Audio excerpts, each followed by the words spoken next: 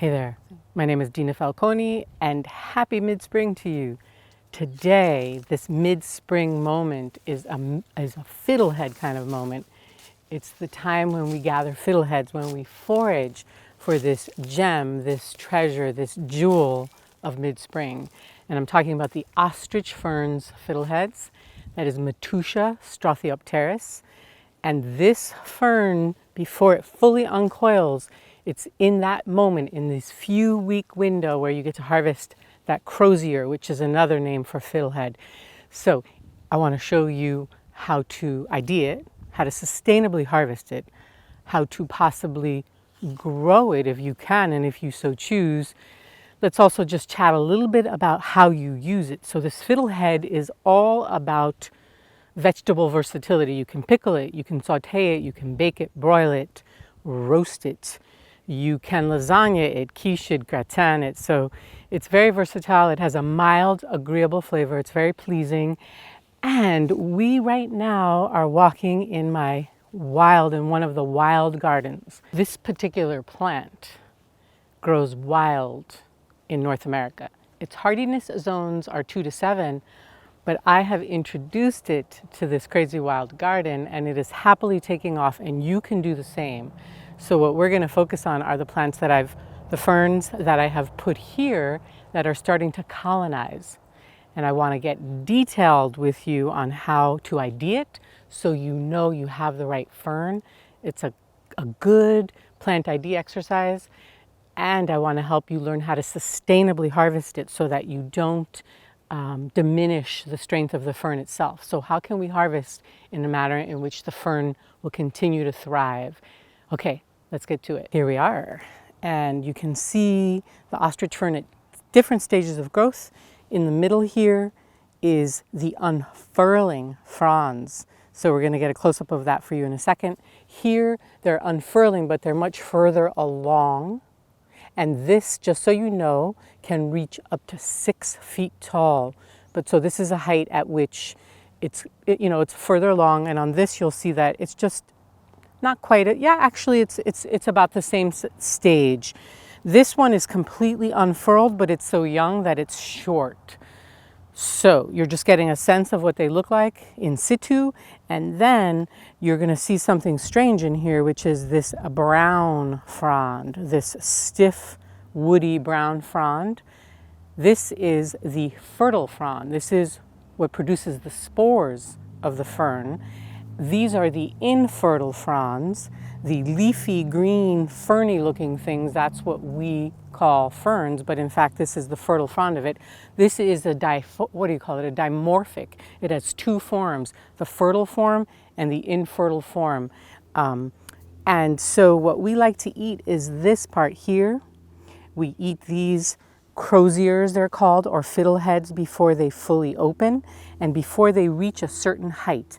So at this stage, it's too far along. These have unfurled and they're too tall, so we don't eat them.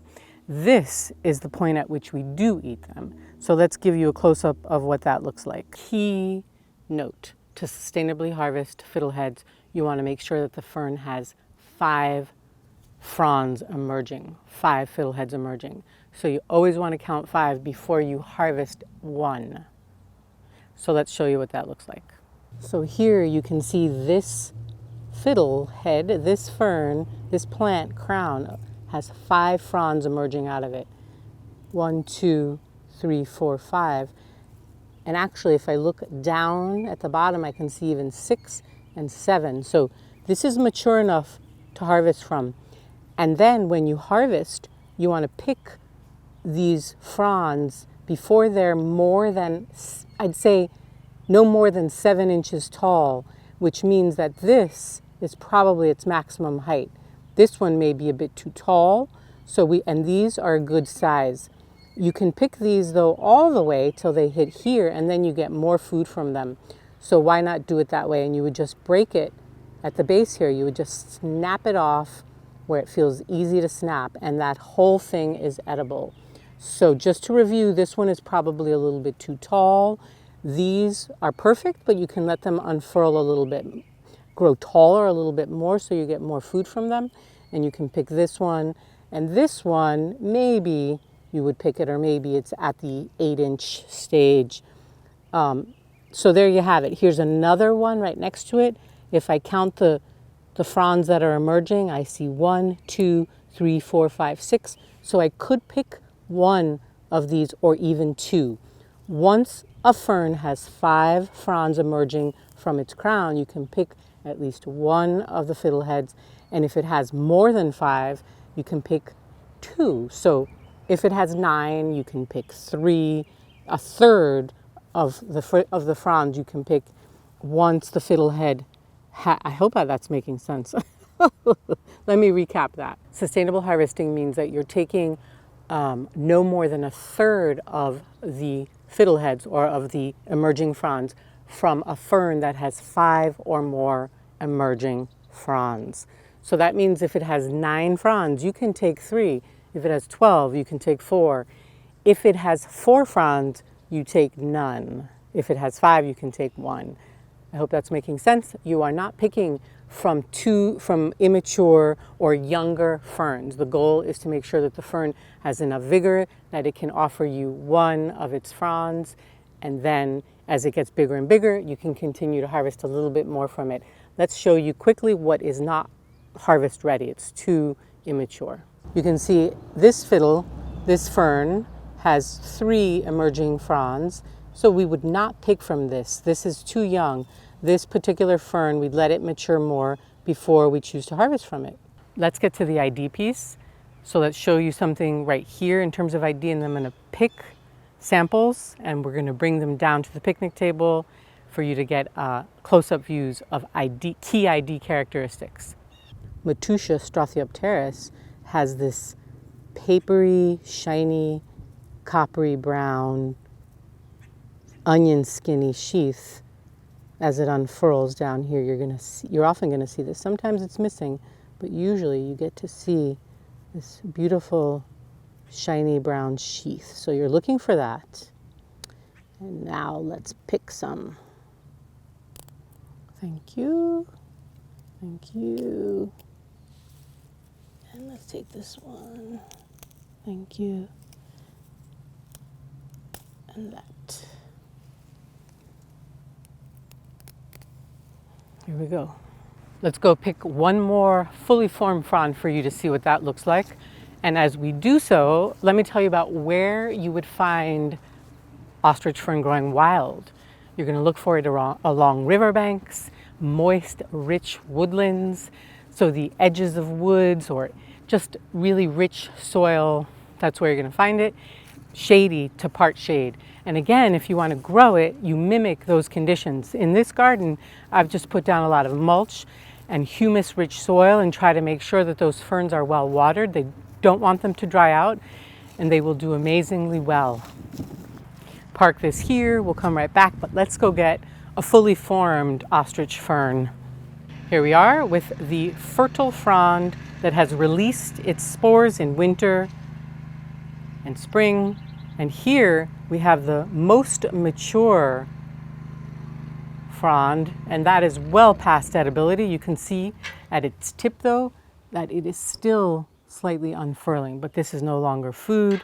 And here we have one that is also past edibility. It's too tall.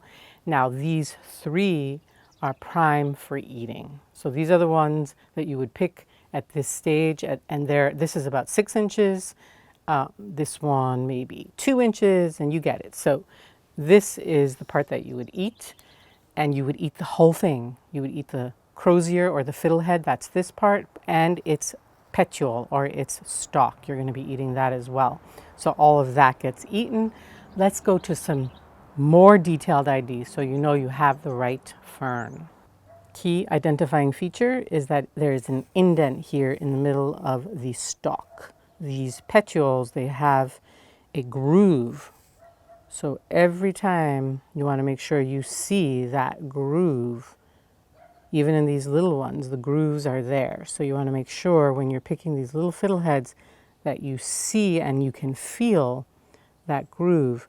And then in the winter, when your only hint is these fertile fronds, it also has a groove. So you want to make sure that you can feel that U-shaped groove in there. So that's key identifying feature. Another one is that these are not woolly. These ferns are not woolly or hairy.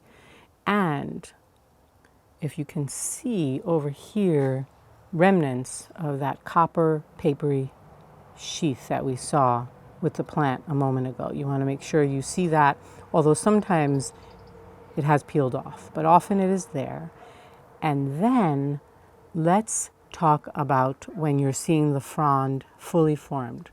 So this is getting to be fully formed, but it will continue to grow and sometimes up to 6 feet tall. These will elongate, but just remember that with the ostrich fern, it tapers at both ends. So at the tip it tapers and at the base it tapers. And the fattest part is above the middle. So you're looking for that in these fronds that are vegetative, that are considered the sterile fronds, that are what the little fiddleheads emerge from, that then grow into this big, tall, beautiful fern. We've got the beautiful wind blowing, so we're trying to hold down the ferns for you and hold down my temperament. No. Okay, so don't forget that fiddleheads, that these ostrich ferns, the Matteuccia struthiopteris, have thiaminase in them. They have anti-nutrient factors in them, and you want to cook them before you eat them to neutralize these anti-nutrients. And best to even blanch or briefly boil before you then saute or roast. And don't forget, they're good in so many different ways. Remember, from pickling to gratins, you can make fiddlehead beautiful food. And recap, so we're going to be picking only from ferns that are mature, that have at least 5 ferns emerging. And when we see that, we pick only 1 frond, 1 fiddlehead. If it has 6, you can pick 2. If it has 9, you can pick 3. If it has 12, you pick 4. No more than a third. That's sustainable harvesting. And about the harvest, you're picking them when they are perhaps maximum of 7 inches tall. And you can pick them as little as this as well. But I prefer to pick them when they're a little bit taller so that I can also eat all of it, so that you have more vegetable gifts from the fern when you wait a little bit longer, so you can eat the fiddlehead plus its stalk. And what else to recap? Plant some if they're not in your area. I highly recommend it. It takes a few years for the plant to take off, and if it's happy, it will take off. So then you need to eat it to control it, which is exciting. And so, may fiddleheads enrich your life in a sustainable way. And if you've enjoyed this and you'd like more, check out our online course, Wild Food Health Boosters and Herbal Remedies, at wildfoodhealthboosters.com. See you next time.